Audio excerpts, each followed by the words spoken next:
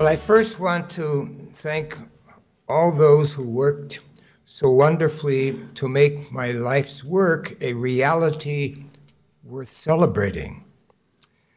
I cannot name you all, but at least I must note the wonderful support of my family, my colleagues at the Journal of Ecumenical Studies, the Dialogue Institute, Temple University's Department of Religion, and beyond to the borders of America and the farthermost reaches of the globe. A particular thanks is reserved for you who poured out numberless hours and ergs of energy to make this celebration a stunning labor of love.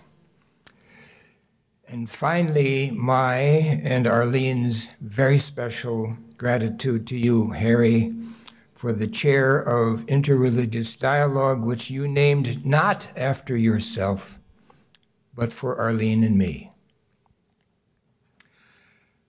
According to the 20th century cosmology, it all started with a bang, the Big Bang. According to the Torah, Ruach, the Spirit of God, played the central role. And I quote, "In the beginning, God created the earth, which was empty and formless, tohu va vohu, chaos in Greek. And the Spirit of God brooded over the waters." In the fourth gospel, logos, the word, thinking, was at the beginning. In the beginning was the logos, word, thinking. In the 21st century, the focus is on not simply logos, but dialogos, word, thought, between, which contains both deep dialogue and critical thinking.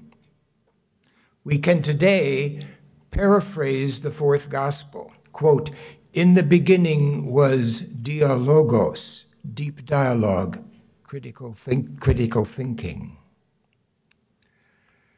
Dialogos is at the heart of the cosmos, Greek for ordered reality, the opposite of chaos. And we humans are the highest expression of this ordered cosmos, this deep dialogue, critical thinking, all the way from the interaction of matter and energy to protons and electrons, body and spirit, woman and man, individual and society. And thus the essence of the cosmos and our humanity is dialogical. And a fulfilled human life is the highest expression of this cosmic dance of dialogue. As you heard, in 1978, I helped launch the first trialogue and created the Dialogue Institute. The fall of the wall was the next huge breakthrough, and the trialogue became global. Austria, Israel, Indonesia, Macedonia, Jordan, and next year, China.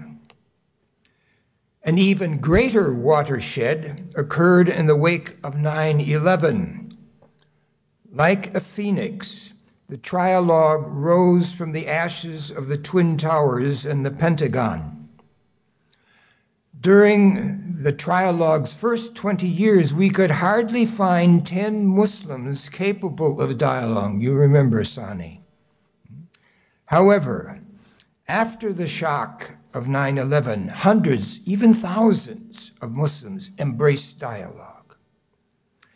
And even more encouraging, I am besieged now by young Muslim scholars and those of other religions wanting to study interreligious dialogue, which is another reason why the chair of Interreligious Dialogue established by Harry is so important, namely to train the next generations in deep dialogue and critical thinking.